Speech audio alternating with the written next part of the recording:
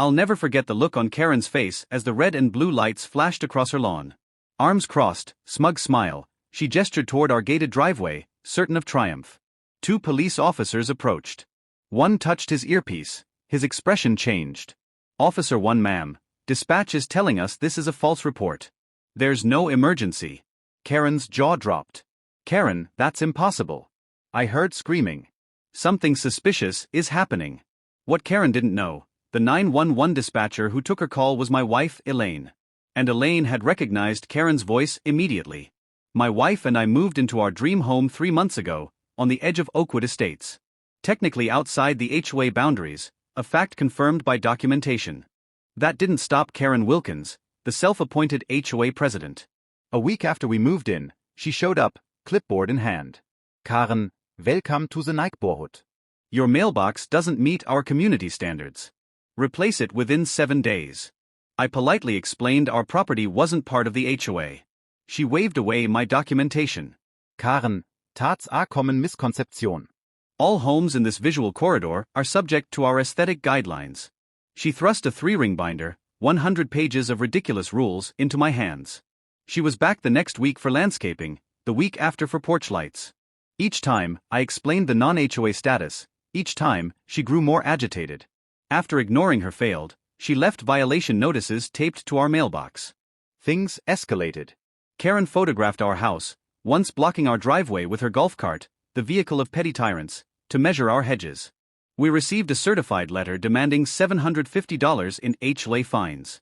Enough was enough. I installed a security gate, simple iron, keypad entry, a clear message, our property was private. Karen was furious, leaving voicemails demanding the code for emergency access, and citing non-existent codes. Isavet ever message. The morning that changed everything, the gate buzzer rang repeatedly. Karen was visible on the camera, finger jammed against the button. I answered the intercom. Karen, open this gate immediately. I've received a complaint and need to conduct an inspection. Me, husband, Karen, we're not part of the HOA. You have no authority. Please stop harassing us. Karen, don't you dare tell me my authority is. Open this gate now or there will be consequences. Me, husband. Karen, I'm walking. Please leave or I'll report you for harassment. Karen, ULL regrets this. 20 minutes later, the security system alerted me. Karen was on her phone, gesturing wildly. I turned up the volume. Karen on phone, yes, I need police immediately. I heard screaming from inside the house, and now they won't open the gate. I think someone might be hurt. The address is 4287 Oakwood Drive. My blood ran cold. She was calling 911 with a false report. I called Elaine, no answer, she was on duty. All I could do was wait as Karen paced. A police cruiser pulled up. Karen rushed over, pointing. I met them at the gate, letting myself out. Me, husband, officers, I'm the homeowner. No emergency here. This woman has been harassing us for months over HOA rules that don't apply. The officer touched his earpiece.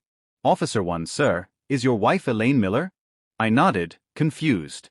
Officer 1, she's on dispatch right now and has provided some context. He turned to Karen, whose smugness faltered. Officer 1, ma'am, did you call 911 reporting screams and a possible emergency at this address?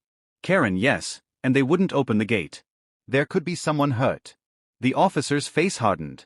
Officer 1, ma'am, the dispatcher who took your call is this gentleman's wife. She's informed us you've been repeatedly harassing this family over HOA matters despite their property being outside your jurisdiction. She also confirms there was no emergency when you called. The color drained from Karen's face. Karen, that's not true. I heard something. She's obviously covering for her husband. Officer 2, ma'am, all 911 calls are recorded. We have your exact words. Dispatch noted you've made similar claims about others who opposed you. Neighbors had gathered. Karen's eyes darted nervously. Officer 1, Karen Wilkins, you're being placed under arrest for filing a false police report and misuse of emergency services. These are serious charges. As he read her rights, her face cycled through disbelief and fear. Karen, this is ridiculous. I'm the president. You can't arrest me for looking out for the neighborhood. But they did. As they guided her toward the patrol car, Karen looked back at me with venom. Karen, this isn't over. Me, husband, actually Karen, I think it is. I reached Elaine on her break. She confirmed recognizing the voice and flagged the call as potentially false, noting Karen was a known harasser. Karen's legal troubles were substantial. At her hearing, our documentation of months of harassment was presented. She was found guilty of filing a false police report and misuse of emergency services. She received a $5,000 fine, 1 year of probation, and 200 hours of community service. The cherry on top, a restraining order preventing her from coming within 100 feet of our property. The most satisfying consequence came from the HOA itself. An emergency meeting was called, and Karen was unanimously voted out as president. As she was escorted out, her face was a mask of shock.